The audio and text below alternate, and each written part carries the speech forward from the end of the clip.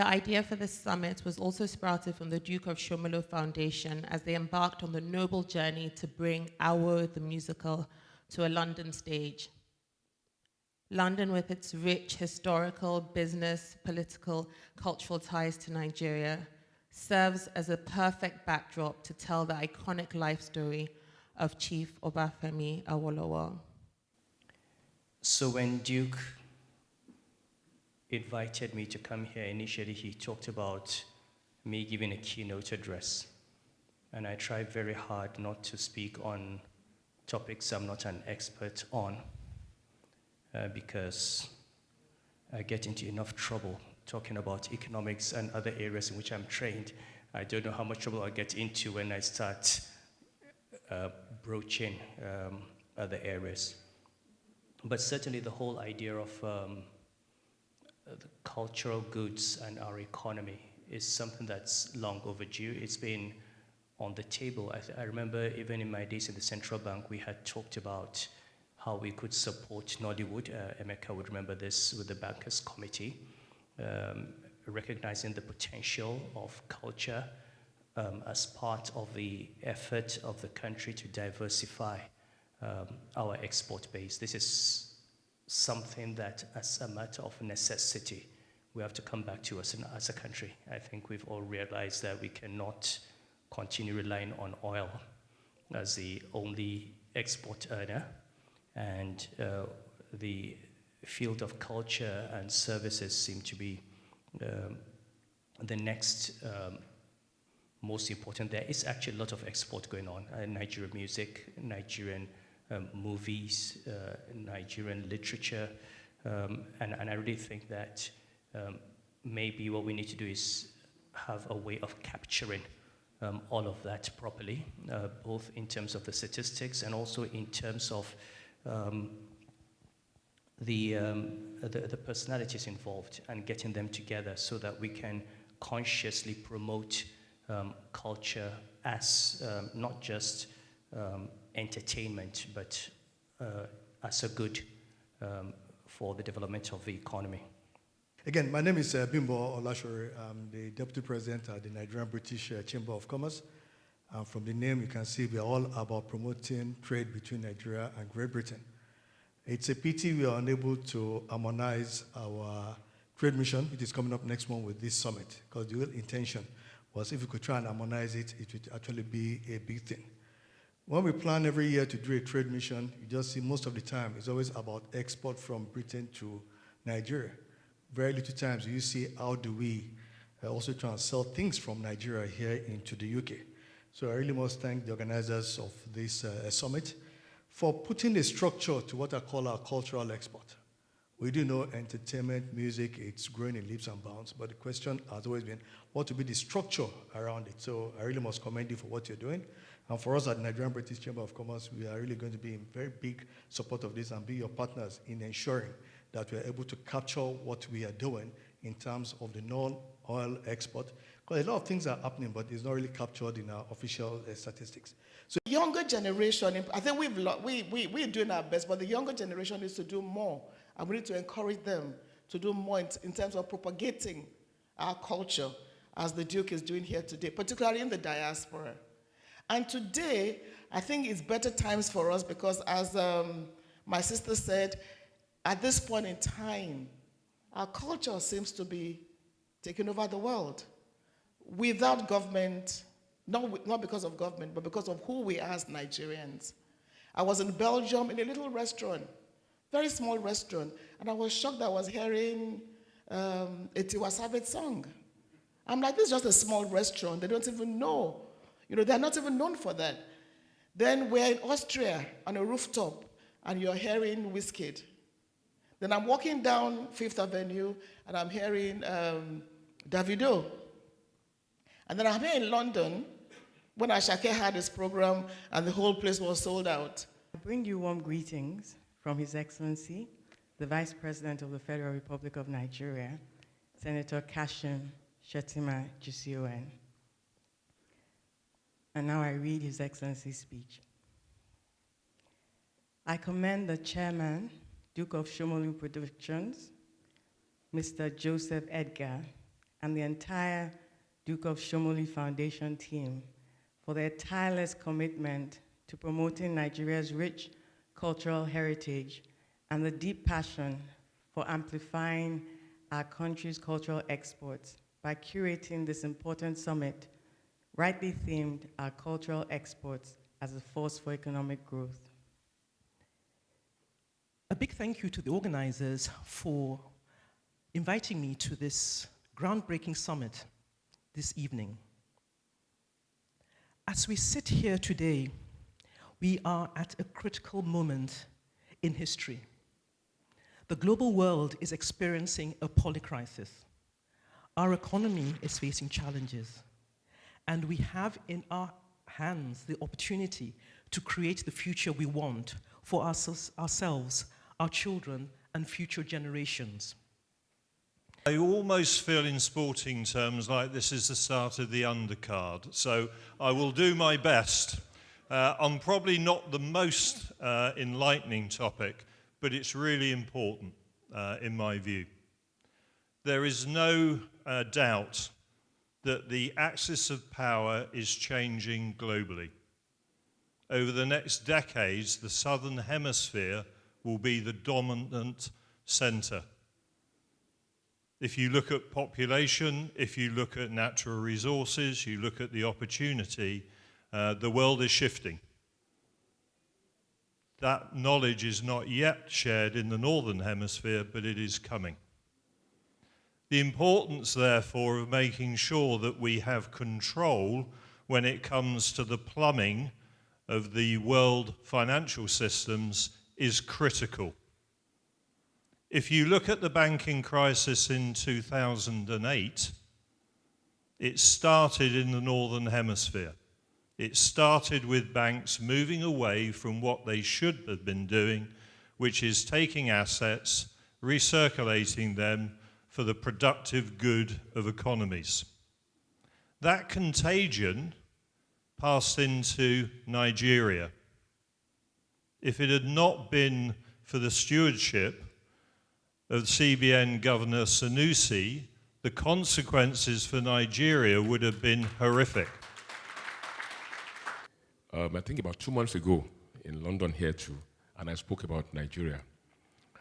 Export, Nigeria has no business being an import-dependent economy.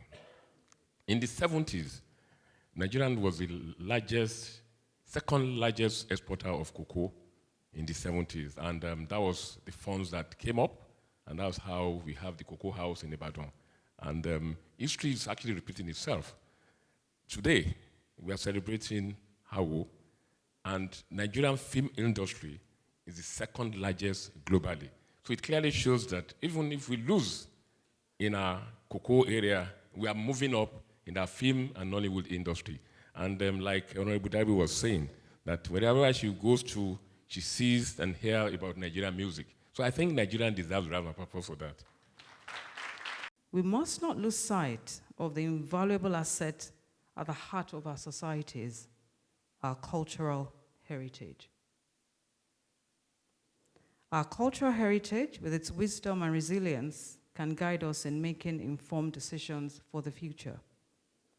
When we speak of cultural heritage, it transcends artifacts and traditions. It is the collective memory and soul of us as a people. For us in Nigeria, with over 250 ethnic groups spread across our vast land, it encompasses our languages, our customs, arts, values passed down through generations. I spent my entire career in philanthropy and impact investing, so I know that it should be central to conversations. Last year, the global revenues for impact investing was 1.1 trillion, and only a fraction of that came to Africa generally, simply because we lack vehicles that can absorb the capital. And that was why His Excellency, the Vice President, set up the Nigeria Office for Philanthropy and Impact Investing, which I chair. It's a private sector-led office made up of 2 banks, Access Bank, Wema Bank, as well as local foundations, BOA Foundation, the Impact Investors Foundation, Community Foundation, and Bank of Industry and Nigerian Contact Management Board. And the mandate is simple: to drive catalytic financing towards the fashion industry, furniture, renewable energy, and agriculture, of which fashion fits into the conversation here because... So, Jawaharlal Nehru says culture is the widening of the mind and of the spirit. So, we were looking at the transformative power of cultural infrastructure and how strategic investment in real estate can fuel economic growth and enrich community development and can take our nation to a higher level. So we can look at understanding cultural infrastructure. So, and that speaks to physical and organizational structure that support cultural activities, which includes facilities, institutions, systems that make for creation, development, preservation, and dissemination of cultural expressions. Distinguished ladies and gentlemen, my name is Noni Ugboma. I will be moderating this panel discussion on sustainable business models, the role of the private sector in driving cultural exports. The discussants today will explore the intersection of law, finance, technology, and creative industries, exploring how these elements converge to shape the landscape of cultural exports in Nigeria. By addressing key questions and sharing insights, the panel aims to chart a course towards fostering economic sustainability, promoting creativity, and amplifying the global footprint of Nigerian culture. I will not rest on the protocols. I must mention them because that's really what the Duke of Shomolu brought me here to do. So let me greet and salute the Vice President, my dear brother, Excellency Kashim Shettima, for being part of this program today and sending a very important special advisor to the President, Dr. Jumoke Odiwole, for being here and for a wonderful keynote address which you gave that showed what the government is looking at for the creative industry. We also thank the Khalifa himself, Muhammadu Sanusi II, the 14th Emir of Kano, for gracing this occasion and for his wonderful remarks. I've always told him, he's my dear brother, that even that stool, Emir of Kano, is too small for him. He has to do something bigger for Nigeria. I thank Honourable Abike Dabiri, the chair of the Nigeria in Diaspora Commission, for being here with us. In that line, I must salute Dr. Anino Emoa for being with us and a wonderful speech. The African Women Network. My sister Telma, thank you very much for your great insights as well. I salute Jamie Simmons, who the MD of Access UK, also for the support they brought to this very important program and summit. I have two bimbos here. Let me thank them. Bimbo Ashiru of Odu'a Investment Group, and Bimbo Ashiru of the Nigerian British Chamber of Commerce. Thank you, dear brothers, for being here with us. Another brother that was represented, and his speech was also very stimulating, was Kola Adeshina of the Sahara Group. We thank Kola for sending its representative to be here with us. Most importantly, let me thank the group that have put up this program and are responsible also for the play we're going to see after. Nolly Boma is there. Please, a very big round of applause for Nolly. She did wonderful with the MTN Foundation in Nigeria, and she is now helping to work on this. I must also mention Itonha Balo Ndukuba. Itonha, where is she? Okay, fantastic. Itonha, no, you must actually stand up for recognition. You must stand up. Yes. Fantastic work you've done in just a space of how many weeks to bring us all here. And finally, I think, is Edgar in the room? Yes. Yeah, but before Edgar, it's better have Mrs. Edgar, where is she? Because Edgar does all the 419 and everything. But the real brain and the master behind is his lovely wife, Mrs. Edgar. But I must congratulate the whole of the Duke of Shomolu production for this wonderful thing they've done. Indeed, if I may lay claim to it, Edgar, you are the Andrew Lloyd Webber of Nigeria.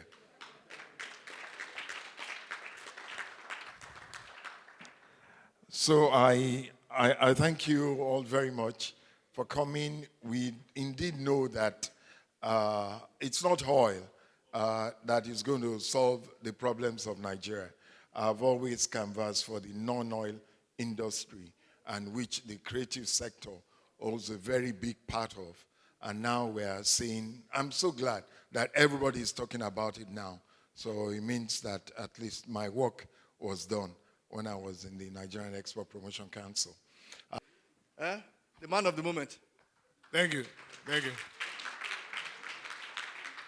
Okay, so the final show is starting by 7:30. That means that I won't have enough time to thank as many people as I would have loved to.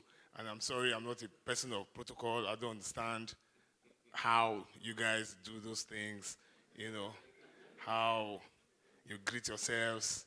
So you will forgive me, you know. But let me just say this very quickly. You know, we are owing a lot of money on this.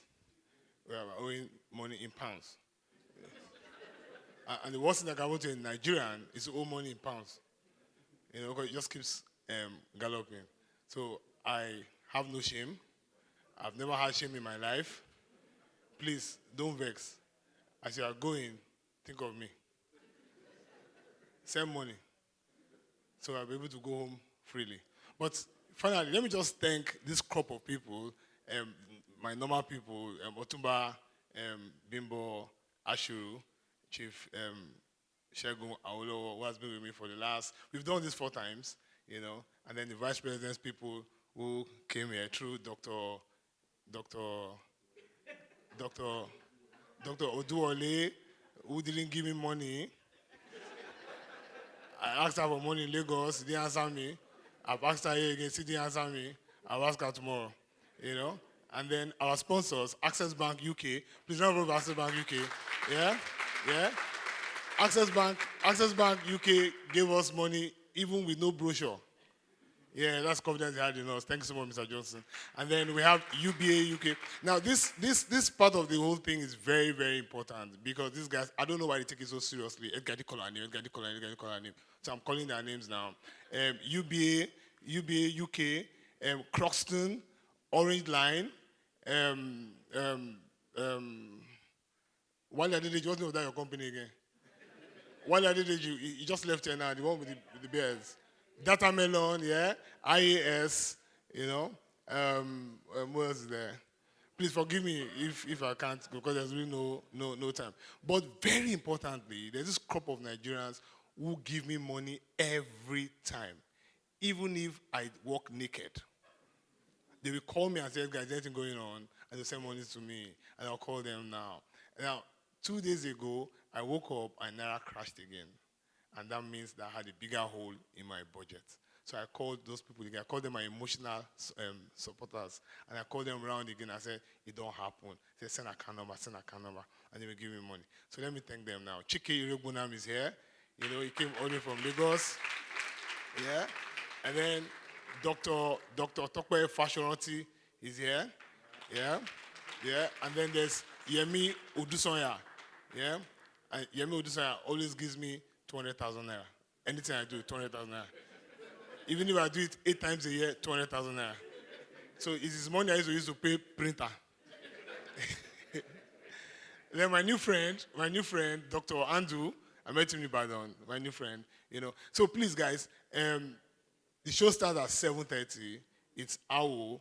These Oyibo people say we cannot stay more than 1 minute after that. If not so, they will charge extra. I will run away. Please, let's move to the hall. Thank you so much, and God bless.